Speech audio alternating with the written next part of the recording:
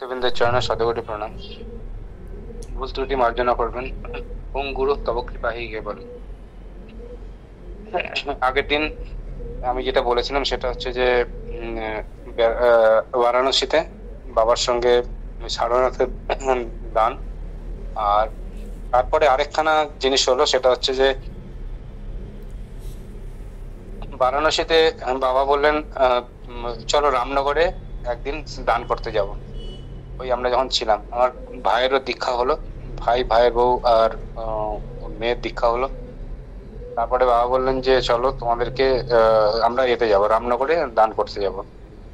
তো প্রথম মানে বারাণসীতে তখন এই প্রথম দানের ইয়ে আমি যাচ্ছি আর কি, কোনো আইডিয়া ছিল না। তো আমরা সবাই মিলে গাড়িতে করে গেলাম।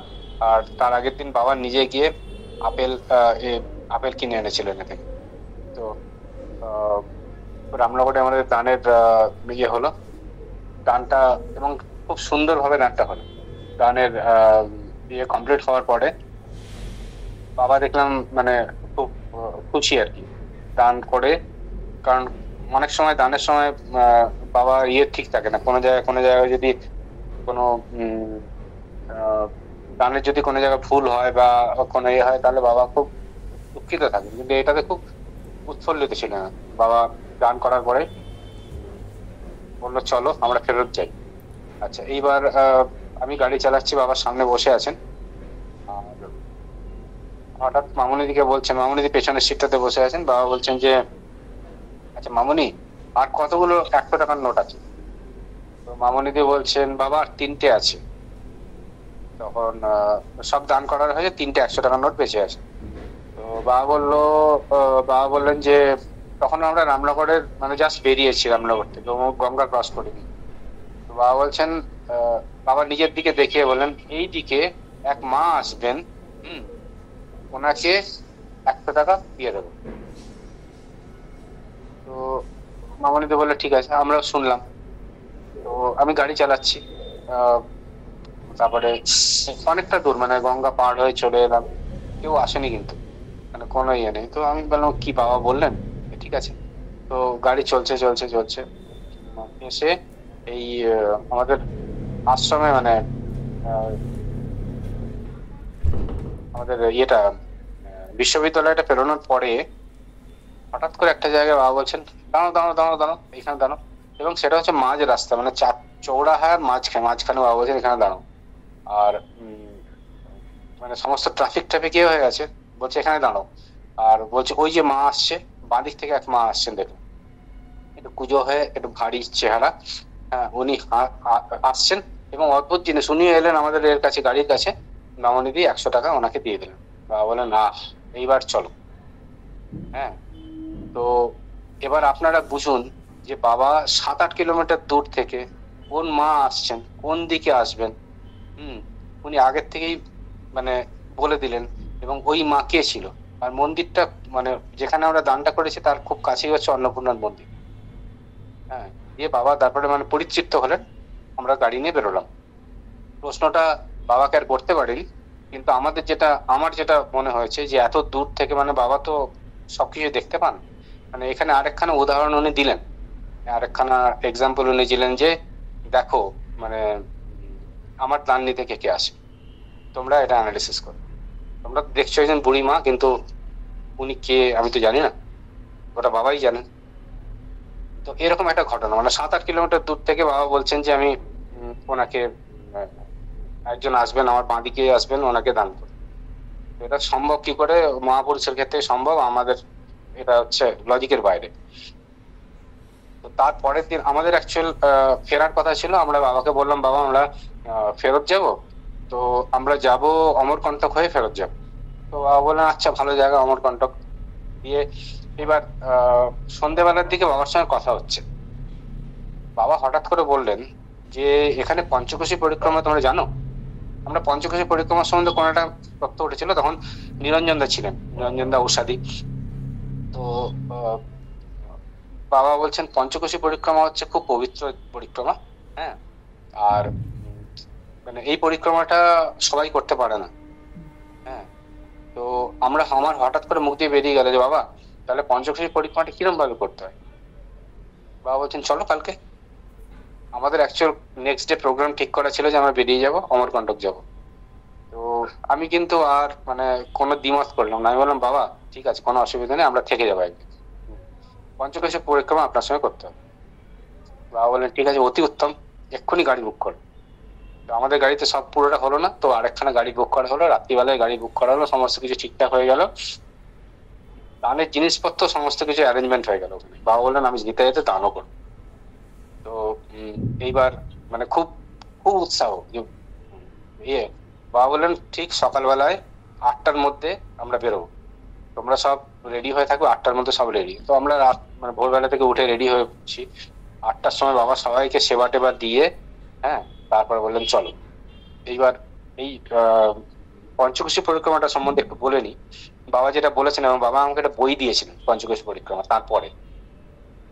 তো পঞ্চকোশী পরিক্রমা কারা কারা করেছেন, তারা হচ্ছেন মানে রামচন্দ্র, আহ, ভরত শত্রুঘ্ন, তারপরে সীতা মাতা, লক্ষণ, এরা হচ্ছে ইয়েতে ত্রেতা যুগে করেছেন। আচ্ছা, দ্বাপরে হচ্ছে পঞ্চপাণ্ডব, আর মাতা কুন্তি, আর দ্রৌপদী, আর শ্রীকৃষ্ণ। হ্যাঁ, মানে এটা হচ্ছে মানে ওখানে রামচন্দ্রের পূজিত শিলা, মানে রামচন্দ্রের প্রতিষ্ঠিত শিলা, শিবলিঙ্গ আছে, রামেশ্বরম বলে জায়গাটার নাম। আচ্ছা, পঞ্চপাণ্ডবের প্রতিষ্ঠিত শিবলিঙ্গ আছে, যেটা হচ্ছে শিবপুর। মানে সবাই, সমস্ত মহত্তারা ওই পঞ্চকোশী পরিক্রমাটা কাশীর করেছেন, এবং এই পঞ্চকোশী পরিক্রমাটার মহত্ব অসাধারণ। তো বাবা বললেন ঠিক আছে চলো, আমাদের রুটটা ঠিক হলো, মানে পঞ্চকোশী পরিক্রমাটা রুট আছে, এবং এই রুটটা সত্যযুগে ত্রিশূলের আকারে ছিল, ত্রেতা যুগে এটার আকার হলো চক্রের আকার, দ্বাপর যুগে এর আকার হচ্ছে রথের আকার, আর কলিযুগে এর শঙ্খের আকার। আমি আপনাদের একটা ছবি পাঠাবো, যে কলিযুগে যে রথের যে মানে আমাদের যে পঞ্চকোশী পরিক্রমার যে এটা, সেটা পুরোটাই হচ্ছে মানে শঙ্খের আকারে কিরম ভাবে বিস্তৃত। তো এর প্রথম ধাপ হচ্ছে কর্দমেশ্বর মহাদেব মন্দির, দ্বিতীয় ধাপ হচ্ছে ভীমচণ্ডী দেবীর মন্দির, তৃতীয় ধাপ হচ্ছে রামেশ্বরম মহাদেব মন্দির, আর চতুর্থ ধাপ হচ্ছে পঞ্চ পাণ্ডবের মন্দির শিবপুর, আর পঞ্চম ধাপ হচ্ছে কপিলধাম। তো এই হচ্ছে মানে রুট। তো বাবা আমাদেরকে এইটা পুরো এক্সপ্লেন করতে করতে যাচ্ছিলেন গাড়িতে, আর শুরু করলেন আমাদের ইয়ে থেকে, মানে ইউনিভার্সিটির ওখান থেকে শুরু করে আমাদের রুটটা চলতে শুরু করলো। তো অদ্ভুত অদ্ভুত জায়গা। রাস্তায় যেতে যেতে একখানা ঘটনার কথা বলি আপনাদেরকে, সেটা হচ্ছে যে এই আমরা কর্দমেশ্বর ক্রস করেছি, কর্দমেশ্বর ক্রস করার পরে রাস্তায় একটা জায়গায় দেখছি যে একটা দড়ির ওপরে সেই বাচ্চা মেয়েদেরকে রেখে খেলায়, বাচ্চা মেয়ের দড়ির ওপর দিয়ে হাঁটছে, দড়ির ওপর দিয়ে করছে, অনেক রকম কাজ করছে, আর নিচে ওর বাবা মা আছে। তো বাবা চলতে চলতে আমরা তো দেখছি এরকম প্রচুর লোক ভিড় করে দাঁড়িয়ে আছে, বাবা বললেন গাড়িটা দাঁড় করাও। আমরা ওখানে গাড়িটা দাঁড় করালাম। তো বাবা দেখছেন, দেখে দেখে দেখে দেখে কিছুক্ষণ দেখার পর বললেন চলো। এবার যেতে যেতে বাবা বলছেন যে দেখো এর কত অধ্যাবসায় আছে, হ্যাঁ, কত সাধনার পরে কিন্তু মানে এই জিনিসটা করতে পারছে। বাচ্চা মেয়েটা যে এতটা করছে, এর মধ্যে প্রচুর প্র্যাকটিস আছে, প্রচুর সাধনা আছে, তবেই ওই জিনিসটা করতে পারে। ওর যদি 1/10 ভাগ যদি ও ভগবানকে ডাকতো না, তাহলে কিন্তু ভগবানকে পেয়ে যেত। তো এটা হচ্ছে বাবার মানে মানে বাবা যে কোন জায়গায় আছেন, কিরকম ভাবে কথা বলেন, সেগুলো বোঝার মতো আমাদের কোনো ক্ষমতাই নেই। বলছি এর যদি 1/10 ভাগ ভক্তি ও ভগবানের জন্য দিত, এই সাধনাটা 1/10 ভাগ দিত, তাহলে কিন্তু ভগবানকে পেয়ে যেত। আর আরেকখানা কথা বললো, দেখো এরা বাচ্চা মেয়েরাই করতে পারে, এই বাচ্চা মেয়ে কিছুদিন পরে ও যখন ওর কনসেন্ট্রেশন চলে যাবে, তখন ও পড়বে, পা হাত পা ভাঙবে, তারপর আর এই জিনিস করতে পারবে। এইটার সময়, এই সময় কিন্তু ও ভগবানের যদি আরাধনা করতো, তাহলে কিন্তু ভগবানকে পেয়ে যেত। আর তারপরে যেতে যেতে রাস্তার ধারে মানে বাবা বলছেন যে যে রাস্তা আমরা পরিক্রমা করছি, তো ডান দিকে মানে 121টা দেবদেবীর নামের মন্দির আছে, এবং ছোট ছোট মন্দির যেগুলোই আছে, বাবা সেখানে গাড়ি দাঁড় করাচ্ছেন, বলছেন দেখো এই মন্দিরে কোনো না কোনো যুগে মানে ত্রেতা যুগে বা সত্য যুগে এই মন্দিরে কিন্তু এই জায়গাটাতে, এই স্থানে কোনো না কোনো মুনি ঋষি বসে তপস্যা করেছে। এবং ডান দিকে মানে পরিক্রমার ডান দিকে তোমরা কিছুই করবে না, থুতু ফেলা পর্যন্ত যাবে না, বাঁ দিকে তোমাদের সমস্ত কাজ করতে হবে। তো এইভাবে বাবা আমাদেরকে পুরো গাইড করে করে করে করে পুরো এটা ঘোরালেন।